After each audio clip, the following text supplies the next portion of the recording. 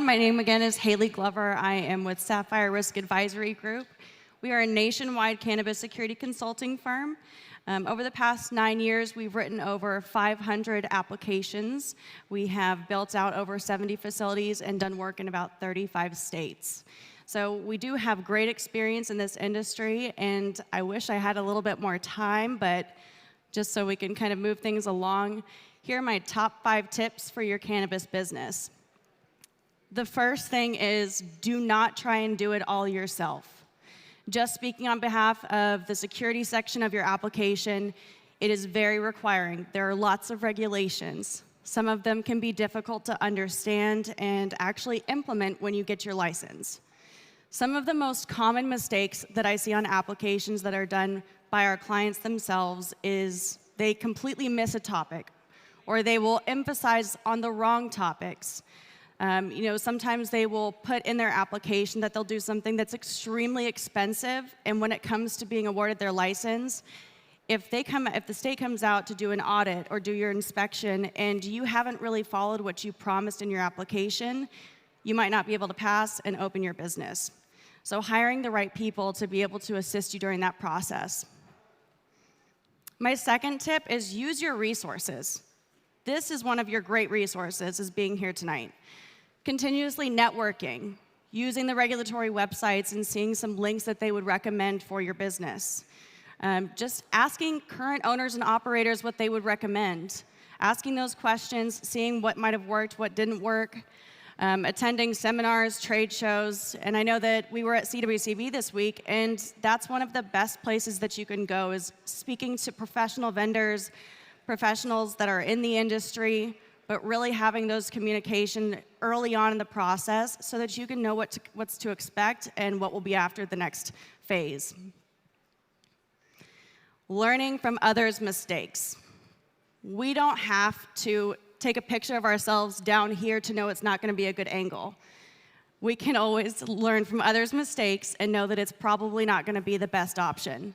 We can put a camera that's behind an exit sign and know good and well that that is not going to be a good camera angle. You can install 5,000 cameras in your facility. It doesn't mean that that's going to be your best option. Your alarm company that installed those, they're at the beach having a margarita right now because you spent a whole lot of money you didn't need to. So learning from others' mistakes.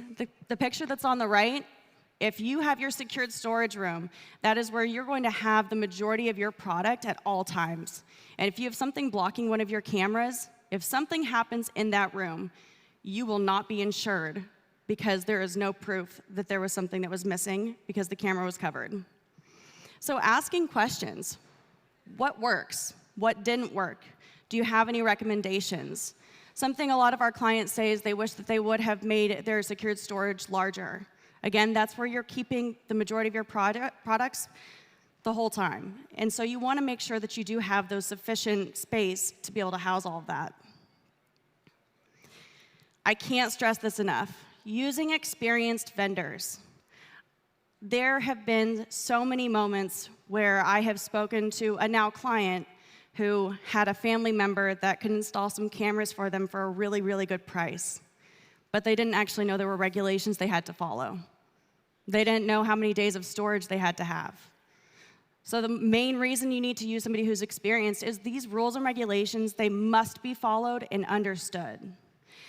Best practices utilized from previous cannabis experience. You do learn as you are doing more build-outs and understanding what equipment might work best in your cannabis facility, learning what just really isn't going to be the best for a cannabis business. But having that experience is something that this is what you have spent your money, your time, your efforts on, and if you do not open successfully, then that was a big waste. So do it right from the very beginning. My last one is standard operating procedures. Dispensaries, cultivation, every single location is different. These need to be customized to your facility.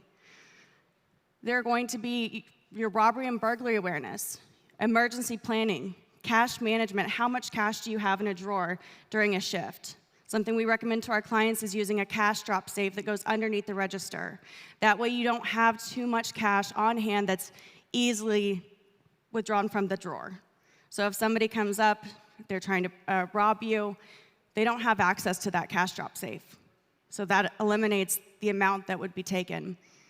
Employee training, cannot stress that enough.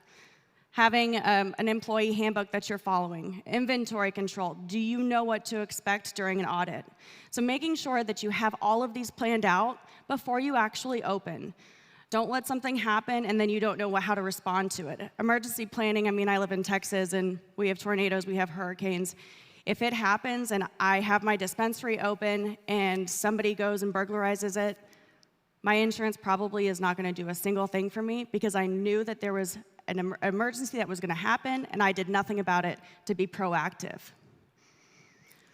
So all in all, I know that I could talk to you about security all evening, but I will leave it at that. And I have a QR code, so if you want to scan that, it'll have my contact information. And thank you for having me.